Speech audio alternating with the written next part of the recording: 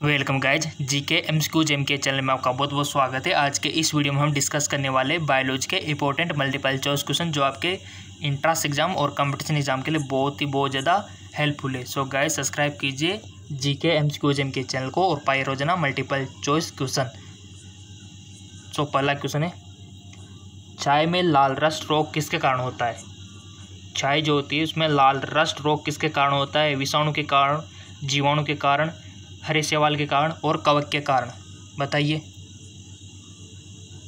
टिक लगा दिया? सो इसका राइट ऑप्शन क्या होगा? Check now. पहले टिक लगा लिया करो गाइज, आपकी तैयारी अच्छी होगी। लगा लिया होगा आपने अपने माइंड में कि इसका राइट ऑप्शन क्या हो सकता है, सोच लिया होगा। तो चेक नाउ, इसका राइट ऑप्शन होगा हरे शैवाल। यानी कि चाय में लाल रस्ट रोग किसके कारण होता है? हरे शैवाल के कारण। गाइज अगर आपसे मैं क्वेश्चन पूछूं एक कि डेंगू के बारे में सब जानते हैं, डेंगू फीवर, डेंगू बुखार, डेंगू किसके कारण होता है? आपके ऑप्शन में यही ऑप्शन दे दिए जाए, ठीक है, जीवाणु, विषाणु, कवक और यहाँ हरे शैवाल की जगह प्रोटोजोआ हो जाए, तो आपका राइट ऑप्शन क्या होगा? फिर डेंगू किसके कारण होता है, मैं आपसे ये सवाल पूछ लूँ तो आपका आंसर क्या होगा? क्या विषाणु होगा, या फिर जीवाणु, या फिर प्रोटोजोआ, या फिर कवक? बताइए। अपने माइंड में वन थॉट बना लीजिए कि ये होगा। बना भी लिया होगा, ठीक है। तो बहुत सारों ने तो ये बनाया होगा प्रोटोजोआ वाला, ठीक है। कितनों ने बनाया वो तो आप खुद जानते हो, बट जिन्होंने प्रोटोजोआ बनाया उनको ये वीडियो 10 बार देखने की जरूरत है, क्योंकि प्रोटोजोआ इसका आंसर नहीं होगा। गलत है प्रोटोजोआ। और कवक जिसने टिक लगाया वो भी गलत है। जिसने जीवाणु टिक लगाया वो भी गलत है। जिसने विषाणु टिक लगाया होगा डेंगू विषाणु के कारण होता है, तो उसका बहुत बहुत धन्यवाद, बहुत इंटेलिजेंट हो आप, ठीक है। क्योंकि डेंगू वायरस के कारण ही होता है। बहुत सारे कंफ्यूज हो जाते हैं क्योंकि मच्छर से होता है ना, तो बहुत सारे सोचते हैं कि प्रोटोजोआ से होता होगा। जी बिल्कुल नहीं। अगर आपको पता नहीं था तो आज से पता रख लेना कि डेंगू जो बुखार होता है वो वायरस से होता है, ठीक है। कौन से मच्छर से होता है? एडिस एडिप्टिस मच्छर से होता है। येलो फीवर भी इसी से होता है, ठीक है।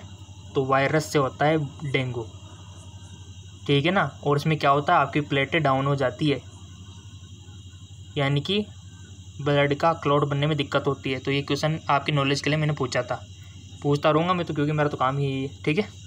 चलते आगे और याद रखना इन फ्यूचर। और मलेरिया किससे होता है? वो होता है प्रोटोजोआ से, ठीक है। और डेंगू किससे होता है? वो होता है वायरस से, ठीक है। अगला क्वेश्चन है, नींबू का कैंकर रोग किसके कारण होता है? ये ऐसे क्वेश्चन बनते गाइस। नींबू का कैंकर रोग जीवाणु के कारण, विषाणु के कारण, शैवाल के कारण, कवक के कारण। सो इसका राइट ऑप्शन हो जाएगा जीवाणु के कारण नींबू का कैंकर रोग होता है। और कोई भी रोग आपसे पूछा जा सकता है गाइस, ठीक है। टीबी किससे होती है, मिजल्स किससे होता है, सब कुछ मैंने पढ़ाया हुआ है आपको। चिकन पॉक्स किससे होता है ना। तो ये सब क्लियर होना चाहिए, आप बेसिक नॉलेज है जो कि आपको पता होना चाहिए। चलते आगे और सब कंप्लीट मैं करा दूंगा अगर आप चैनल पे आ गए, तो कोई दिक्कत ही नहीं है। मिलीबग किस फसल से संबंधित है? मूंगफल, सरसों, गन्ना, ज्वार। तो इसका राइट ऑप्शन हो जाएगा आपका सरसों। बहुत सारे अभी तो आपको बहुत सारे ढेर सारे मल्टीपल चॉइस करवाने मेरे को। गेहूँ से संबंधित रस्ट रोग पर कार्य करने वाले वैज्ञानिक थे? केसी मेहता, डी पद, बिरबल, या फिर इनमें से कोई नहीं। गेहूँ में रस्ट रोग, तो इसका राइट ऑप्शन हो जाएगा केसी मेहता। गेहूँ में संबंधित रस्ट रोग पर कार्य करने वाले वैज्ञानिक है। अगला क्वेश्चन है, अग्नि नीरजा रोग किससे संबंधित है? नारियल, नारंगी, सेव, अंगूर। सो इसका राइट ऑप्शन हो जाएगा सेव। अग्नि नीरजा सेव में होता है। अगला क्वेश्चन, सिट्रस कैंकर है नींबू का एक रोग, नींबू का प्रसिद्ध कीट, नींबू की एक प्रजाति, इनमें से कोई नहीं। तो इसका राइट ऑप्शन हो जाएगा आपका नींबू का एक रोग। आलू में ब्लैक हार्ट का कारण होता है? कौन है? ऑक्सीजन की कमी, पोटेशियम की कमी, बोरॉन की कमी, या फिर तांबे की कमी। पोटैटो में होता है ना ब्लैक हार्ट, उसका कारक क्या है, कॉज क्या है? तो राइट ऑप्शन हो जाएगा ऑक्सीजन की कमी। अगर ऑक्सीजन की कमी होगी तो आलू में ब्लैक हार्ट रोग होगा। पादपों में बना खाद्य पदार्थ पौधे के विभिन्न अंगों में किसके द्वारा पहुंचता है? फ्लोएम, कॉर्टेक्स, जाइलम, इनमें से कोई नहीं। सो इसका राइट ऑप्शन हो जाएगा फ्लोएम। ठीक है।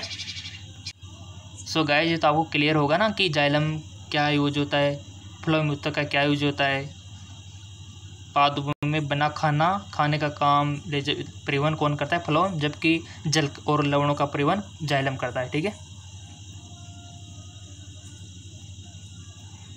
पादपों में जल तथा खनिज लवणों का संचालन किसके द्वारा होता है? फ्लोएम, जाइलम, कॉर्टेक्स या फिर पीत। तो इसका राइट ऑप्शन हो जाएगा आपका जाइलम। अगला क्वेश्चन है, डेसिबल किसे मापने के लिए प्रयोग में लाया जाता है? वायु में कण, रिसाव में संकर, वातावरण में ध्वनि, इनमें से कोई नहीं। सो इसका राइट ऑप्शन हो जाएगा वातावरण में ध्वनि को मापने के लिए। ठीक है। चलते आगे की ओर। अगला जो क्वेश्चन है, वंशागति के अध्ययन से संबंधित जीव विज्ञान की शाखा क्या है? अनुवांशिकी, शारीरिकी, कोशिका विज्ञान, इनमें से कोई नहीं। वंशागति के अध्ययन से संबंधित, तो इसका राइट ऑप्शन हो जाएगा अनुवांशिकी। देखो गाइस, इजी क्वेश्चन भी है और हार्ड भी है। निम्नलिखित में से किसको अनुवांशिकी का पिता कहा जाता है? मेंडल को, विजमान को, डार्विन को, कैसी मेहता को। तो इसका राइट ऑप्शन हो जाएगा मेंडल जी को। ठीक है। अगला सवाल है, जीन शब्द का प्रतिपादन किसने किया? डी पंत, जॉनसन, मेंडल, डार्विन। सो इसका राइट ऑप्शन हो जाएगा जॉनसन। जॉन सीना से याद रखा लेना कि जीन शब्द का जीन और जॉनसन मिलती जुलती है। जीन किसके बने होते हैं गाइस? जीन आपने सुना होगा ना, जीन जिसके कारण लक्षणों का ट्रांसफर होता है पेरेंट्स से बच्चों में, उनकी संतानों में। तो जीन्स आरएनए के बने होते हैं, प्रोटीन के होते हैं, या फिर डीएनए के होते हैं, या फिर डीएनए आरएनए के दोनों के होते हैं। जीन्स किसके बने हुए होते हैं? तो इसका राइट ऑप्शन हो जाएगा डीएनए के। नेक्स्ट, प्रयोगशाला में सर्वप्रथम डीएनए का संश्लेषण किसने किया? अरविंद खुराना ने, मिलर ने, डार्विन ने, इनमें से कोई नहीं। तो इसका राइट ऑप्शन हो जाएगा अरविंद खुराना ने सबसे पहले प्रयोगशाला में डीएनए का संश्लेषण किया। किसके द्वारा अनुवांशिकता के विज्ञान को अनुवांशिकी कहा गया? वाटसन, मुल्लर, मेंडल, इनमें से कोई नहीं। तो इसका राइट ऑप्शन हो जाएगा आपका वाटसन। गाइज, हमारा जो नेक्स्ट वीडियो होगा ना, उसमें हम अर्धचालक सेमीकंडक्टर पढ़ेंगे सॉल्यूशन के साथ में। ठीक है, तो रेडी रहना। अभी इसको फिलहाल कर लेते हैं, क्योंकि फिजिक्स और सॉल्यूशन के साथ हो भी, क्योंकि वहाँ से क्वेश्चन बनता है अर्धचालक से। ठीक है, ये हमारे बायो हो जाए, उसके बाद उसका नंबर है। अनुवांशिकी उत्परिवर्तन होता है क्रोमोसोम, राइबोसोम, आरएनए, इनमें से कोई नहीं। अनुवांशिकी उत्परिवर्तन। सो इसका राइट ऑप्शन हो जाएगा आपका क्रोमोसोम। ठीक है, बहुत अच्छे क्वेश्चन है। सेल नाम किस जीव वैज्ञानिक ने सर्वप्रथम दिया? ब्राउन, रॉबर्ट हुक, फ्लेमिंग, इनमें से कोई नहीं। सो इसका राइट ऑप्शन हो जाएगा रॉबर्ट हुक ने सेल नाम किस जीव वैज्ञानिक दिया था? तो वो दिया था रॉबर्ट हुक ने।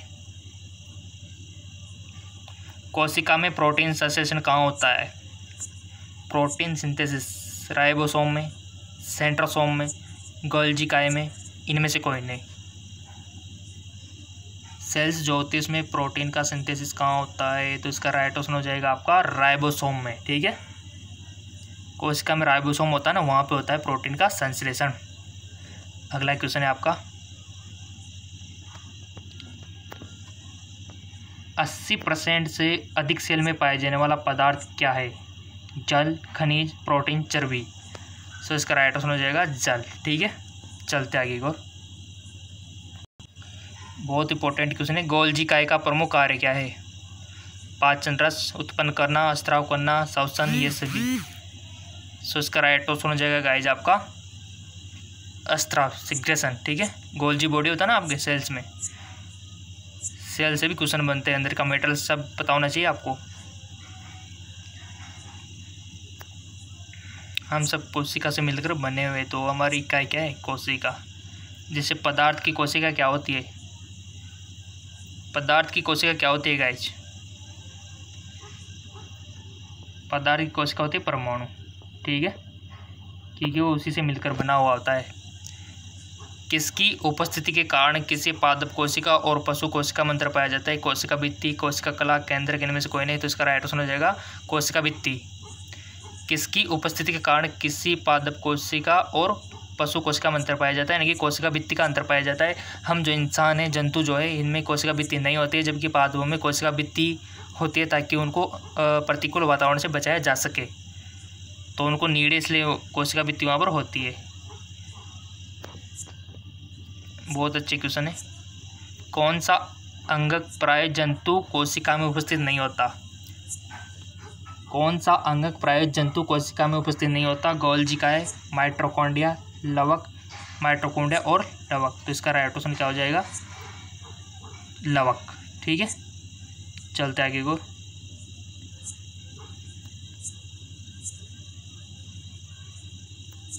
निम्नलिखित में से कौन सा कोशिकांग डीएनए रखता है? गोल्जी का है, माइटोकॉन्ड्रिया, लाइसोसोम, सेंट्रियोल। सो आपका करेक्ट ऑप्शन हो जाएगा माइटोकॉन्ड्रिया, कोशिका का शक्ति ग्रह। और आपसे पूछ ले जाए कि आत्मघाती थैली क्या होती है, तो सबको पता होगा ना। तो आत्मघाती थैली, सुसाइडल वेग, लाइसोसोम। ठीक है, चलते आगे को। अगला क्वेश्चन है आपका, कोशिका व आणविक जीव विज्ञान केंद्र कहाँ स्थित है? हैदराबाद में, मुंबई में, कोलकाता में, इनमें से कोई नहीं। कोशिका व आणविक जीव विज्ञान केंद्र कहाँ स्थित है? सो इसका राइट ऑप्शन हो जाएगा हैदराबाद में। नॉलेज होना जरूरी है ऐसी भी। जीवद्रव्य शब्द का प्रयोग सर्वप्रथम किसने किया था? रदरफोर्ड ने, एक्सेल ने, पुरकेंज ने, जॉन डाल्टन ने। जीवद्रव्य शब्द का प्रयोग, सो इसका राइट ऑप्शन पुरकेंज ने। ठीक है, पुरकेंज ने किया था सबसे पहले। कोशिका की क्रियात्मक गतिविधियां किसके द्वारा नियंत्रित होती है? केंद्रिका, केंद्रक, जीवद्रव्य, इनमें से कोई नहीं। कोशिका की क्रियात्मक गतिविधियां किसके द्वारा नियंत्रित होती है? तो इसका राइट ऑप्शन हो जाएगा केंद्रक द्वारा। जीवद्रव्य जीवन का भौतिक आधार है, यह किसका कथन है? एक्सेल का, लेमार्क का, हेनरी का, इनमें से कोई नहीं। जीवद्रव्य जीवन का भौतिक आधार है, तो इसका राइट ऑप्शन हो जाएगा आपका एक्सेल। एक्सेल है। ठीक है, फूलों और बीजों को विभिन्न प्रकार के आकर्षक रंग प्रदान करता है। ल्यूकोप्लास्ट, टोनोप्लास्ट, क्रोमोप्लास्ट, इनमें से कोई नहीं। आपने देखा होगा कि फूलों के रंग विभिन्न होते हैं, बीजों के रंग विभिन्न होते हैं, तो किसके इनको कौन प्रदान करता है ये रंग, आकर्षण रंग? तो इसका राइट ऑप्शन हो जाएगा क्रोमोप्लास्ट। और फिर पत्तियों को हरा रंग, ये पूछ भी लिया नेक्स्ट क्वेश्चन। पत्तियों को हरा रंग कौन देता है? Chloroplast, tonoplast, chromoplast. देखो, फूलों को तो कौन देता है? क्रोमोप्लास्ट। और पत्तियों को कौन देता है? सिंपल सी बात है, क्लोरोप्लास्ट। ठीक है, यानी कि अलग अलग देते हैं।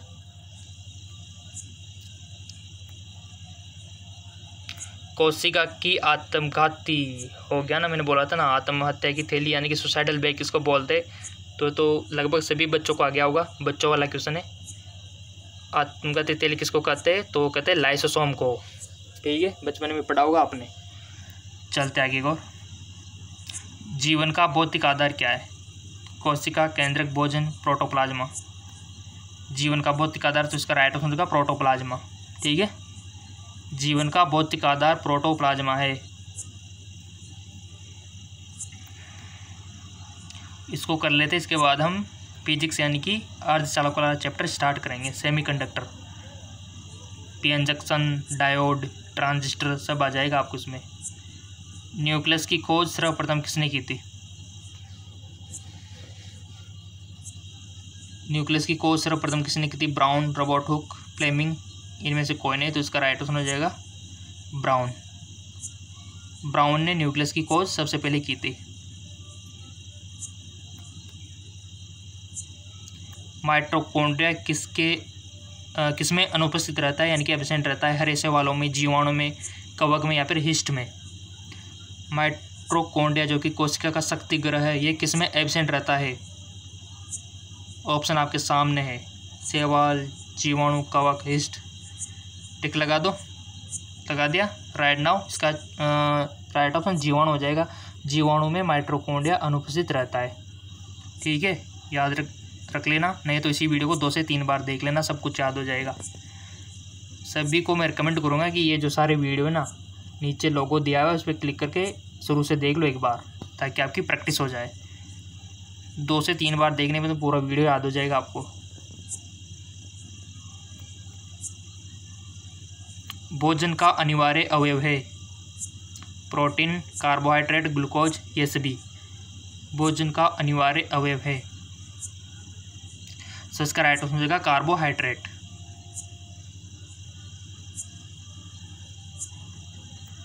अगला है, निम्नलिखित में से कौन सा पदार्थ मानव शरीर में ईंधन का काम करता है? विटामिन, जल, प्रोटीन, कार्बोहाइड्रेट। टिक लगा दो। सो इसका राइट ऑप्शन हो जाएगा आपका कार्बोहाइड्रेट।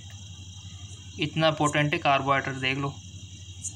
चलते आगे और अगला सवाल है, कैप्सूल का आवरण बना होता है स्टार्च का, प्रोटीन का, ग्लूकोज का, सेलुलोज का।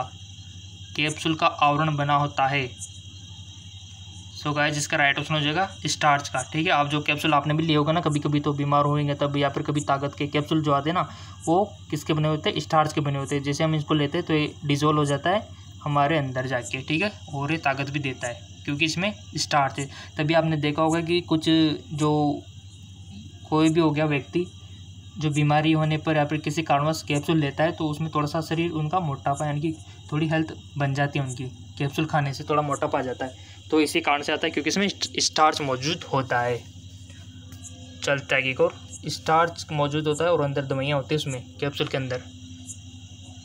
शहद का प्रमुख घटक क्या है गाइस? शहद तो खाया होगा आपने सभी बचपन में कभी ना कभी तो, ठीक है। कितना अच्छा लगता है, सबको अच्छा लगता है शहद, किसको बुरा लगता है? बट आजकल मिलता कहाँ है? मार्केट में ही मिलता है एक्चुअली, पूरा ताज़ा तो मिलता नहीं है। इसका प्रमुख घटक क्या है? Maltose, fructose, glucose, vitamin. So इसका राइट ऑप्शन हो जाएगा फ्रेक्टोज। ठीक है, अच्छा रहता है स्वास्थ्य के लिए। निम्नलिखित में से कौन सी शर्करा तत्काल ऊर्जा प्रदान करती है? तत्काल, ठीक है, फटाफट। सेलुलोज, माल्टोज, ग्लूकोज, इनमें से कोई नहीं, तो इसका राइट ऑप्शन हो जाएगा ग्लूकोज। तभी तो आपसे टीवीओ में आ जाता ना पहले ग्लूकोज डी, तुरंत ऊर्जा का साधन, ठीक है। तो सिंपल सी बात है, वो इसीलिए बोलते थे, जो कि आज आपको समझ में आ रहा है। और कभी बीमार हो जाते हैं तब भी ग्लूकोज के जो ड्रिप लगाई जाती है ना, ठीक है, ग्लूकोज की ड्रिप लगाई जाती है ताकि आपको थोड़ी सी ऊर्जा मिल सके। ड्रिप लटका दी जाती है और उसे कनेक्टेड कर दी जाती है, तो वो ग्लूकोज की होती है। शहद क्या होता है ये तो हमने देख लिया। शहद में क्या होते हैं? कार्बोहाइड्रेट, मीठी चीज़ें, तो कार्बोहाइड्रेट तो होगा ऐसे ही। जितनी भी मीठी चीज़ें होती हैं उनको कार्बोहाइड्रेट होता है, जितनी भी चिकनी चीज़ें उसमें वसा होता है, ठीक है। निम्नलिखित में से सार्वत्रिक ऊर्जा प्रदान करता है? खनिज लवण, कार्बोहाइड्रेट, प्रोटीन, विटामिन। सार्वत्रिक ऊर्जा प्रदान करता है, कौन करता है सबसे ज़्यादा ऊर्जा प्रदान? कार्बोहाइड्रेट या फिर प्रोटीन या फिर विटामिन?